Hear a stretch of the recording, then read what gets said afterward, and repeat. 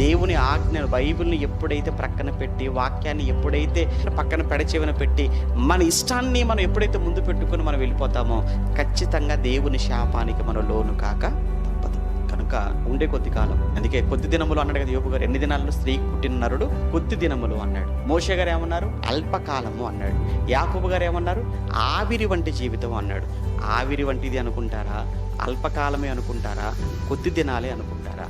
ఎవరు ఎవరిని బాధ పెట్టక, ఎవరు ఎవరిని నిందించక, ఎవరిని ఎవరు మోసం చెయ్యక, ఎవరు ఎవరికి నష్టాన్ని చేయకుండా దేవుడు మీకు ఇచ్చినటువంటి కొద్ది దినాలలో, ఈ స్వల్ప కాలంలో, ఈ ఆవిరి వంటి జీవితంలో మీ ఆరోగ్యాన్ని, మీ ఆత్మీయ జీవితాన్ని జాగ్రత్తగా కాపాడుకొని మేలు చేసేవారుగా ఉండండి.